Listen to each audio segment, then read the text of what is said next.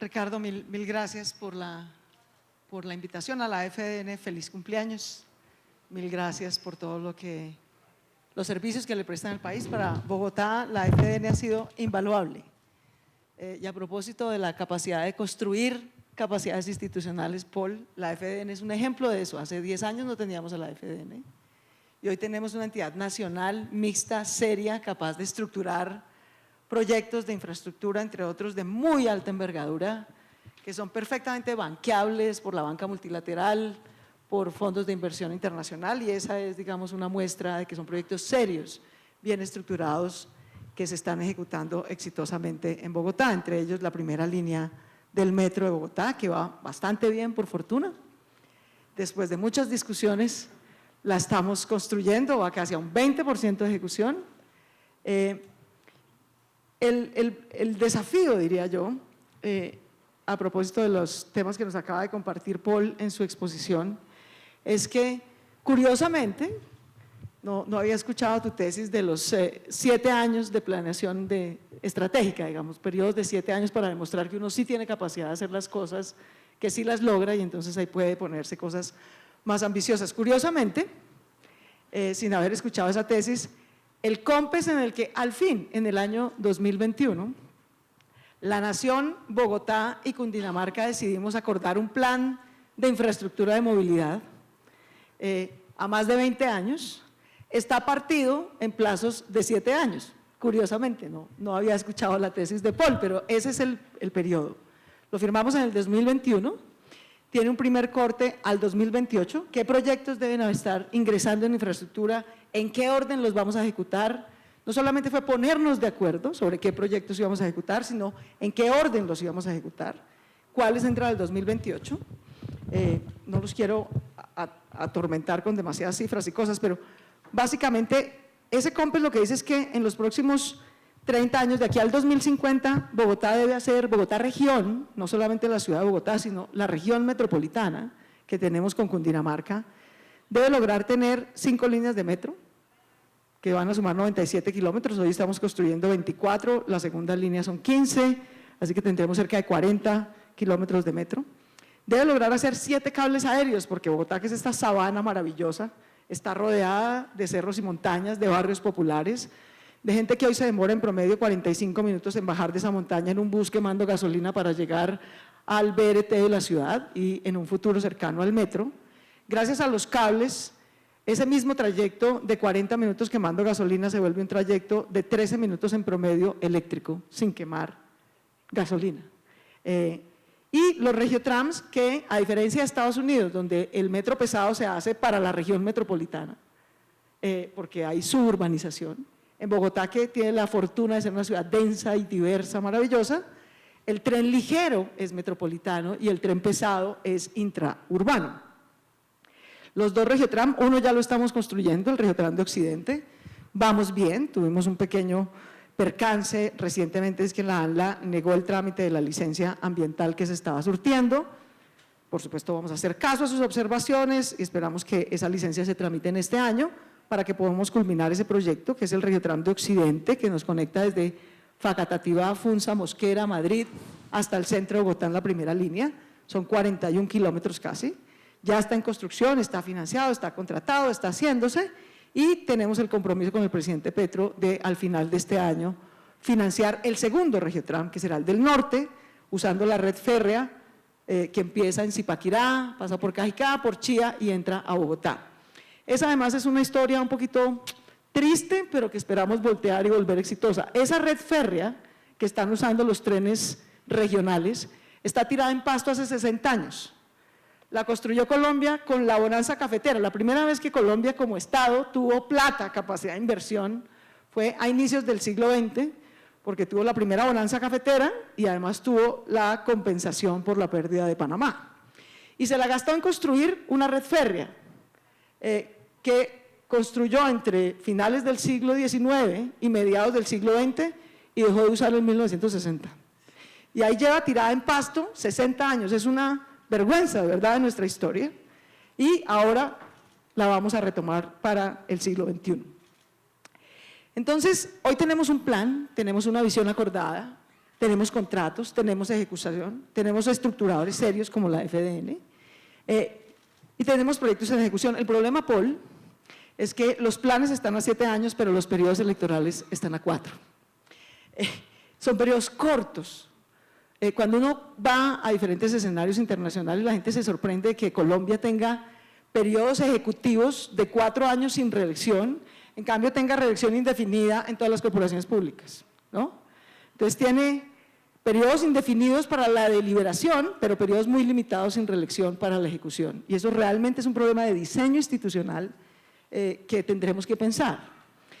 Y en el caso de Bogotá, yo diría que una cosa que nos ha hecho un profundo daño, sobre decir que Bogotá no tiene metro y es la única capital grande de América Latina que no tiene metro, no es por un problema de ingeniería, no es por un problema de estructuración, no es por un problema ni siquiera de financiación, es por un problema de saboteo político, de sobreideologización de cosas que no tienen tal nivel de ideologización. No hay una manera de izquierda y de derecha de recoger la basura, no hay una manera de izquierda y de derecha de conectar los servicios públicos, no hay una manera de izquierda y de derecha de hacer transporte público. Son cosas más o menos sensatas que la ingeniería ofrece soluciones y alternativas. Pero en el caso de Bogotá, que tuvo un periodo, digamos, muy plural, siempre, es una ciudad muy independiente, muy rebelde, muy crítica, esa es parte de su belleza democrática, pero logró tener unos periodos, yo diría, de más de una década, de alcaldes muy distintos, que tuvieron muchas controversias, pero que construyeron sobre lo construido. Bogotá tiene, por ejemplo, una impresionante y extraordinaria infraestructura educativa, de colegios públicos que no tienen nada que envidiarle al mejor colegio privado de estrato 6 de Bogotá.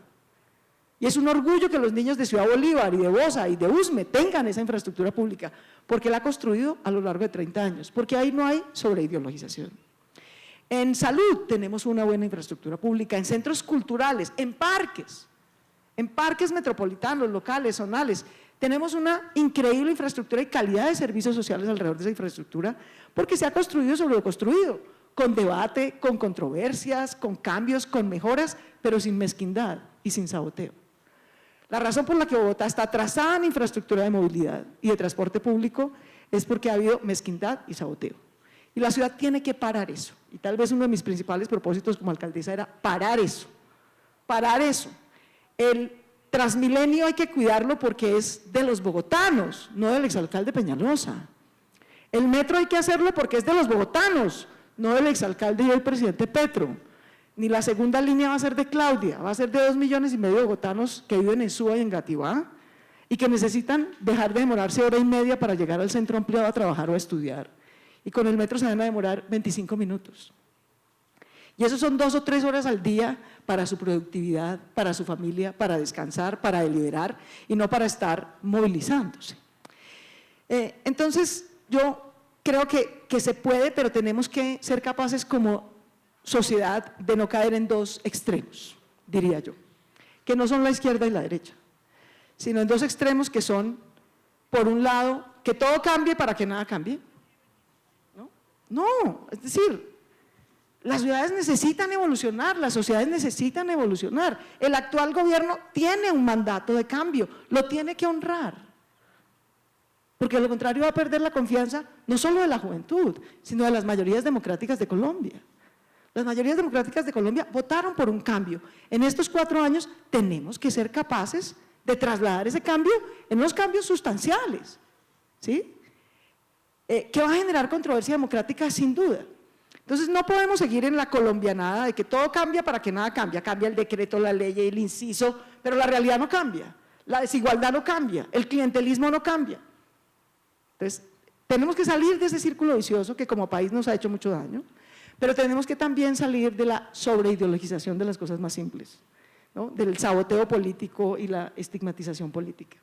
Y yo creo que si logramos perseverar en ese camino vamos a lograr ser capaces de hacer cosas como estas. Por último diría también que estoy completamente de acuerdo con Paul, que lo dijo ahorita y lo tiene en varios de sus libros. El centralismo colombiano es, o sea, yo he trabajado con 2 presidentes distintos, el presidente Duque y el presidente Petro, Y esto no es un régimen presidencial, esto es una monarquía presidencial. Esto es, si esto le pasa a Bogotá, que tiene autonomía, capacidad, está a una cuadra de la Casa de Nariño, y nos toca pues con rodilleras todos los días.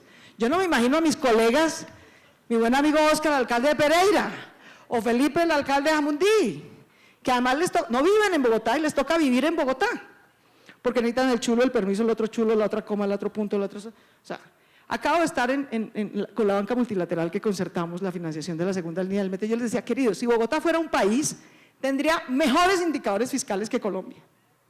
A mí me deberían prestar sin aval general de la nación a mejores tasas, porque mi riesgo es mucho menor.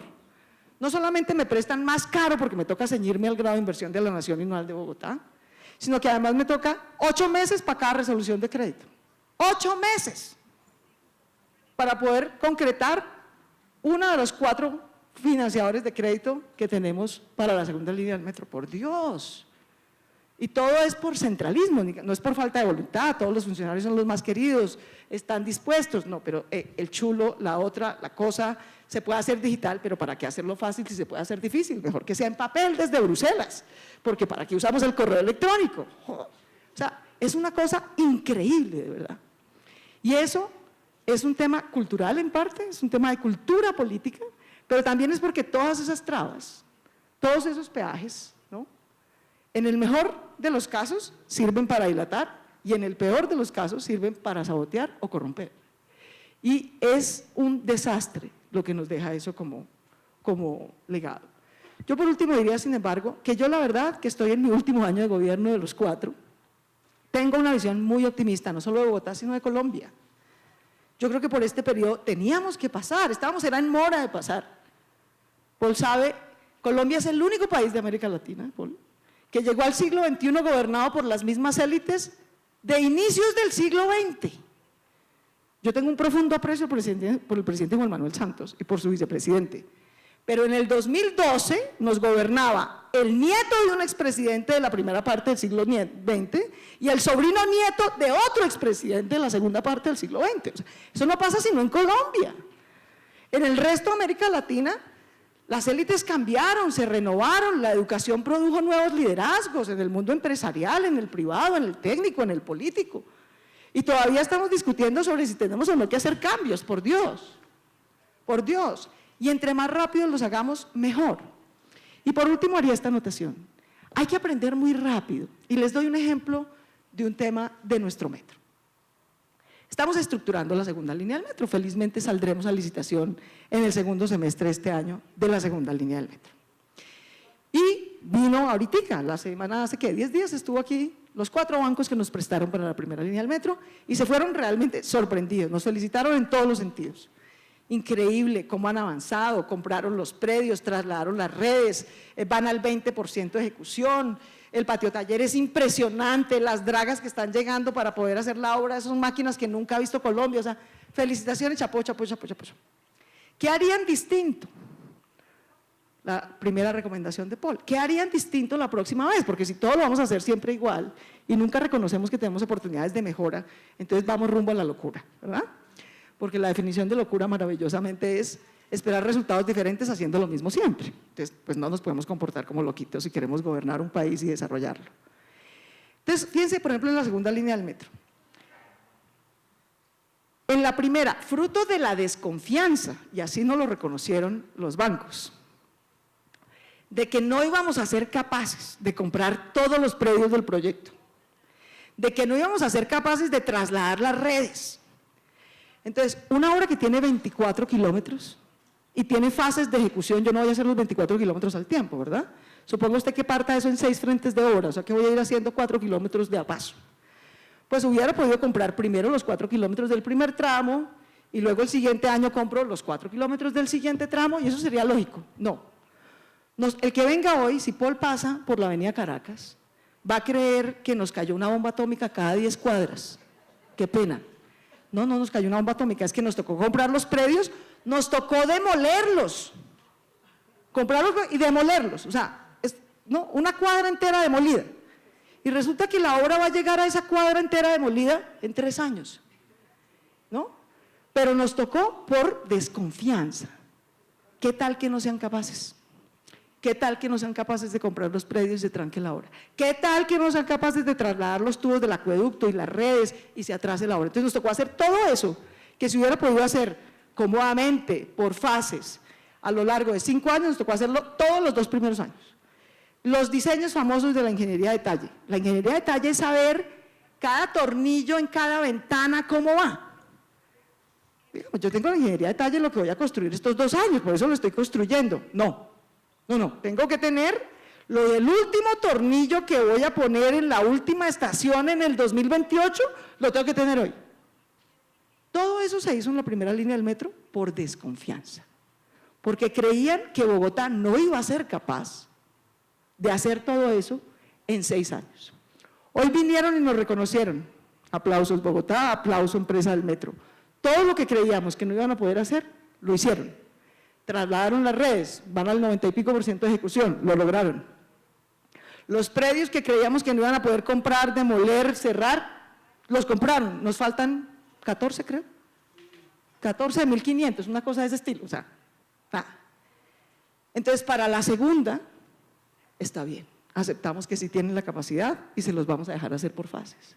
Pero uno tiene que demostrar que fue capaz de hacerlo. Y entonces hoy la banca multilateral tiene la confianza, no solo de prestarnos, sino la confianza de que sí somos capaces de sacar un proyecto adelante, de ejecutarlo con plenos estándares internacionales y rendirle cuentas a la ciudadanía de cada peso invertido.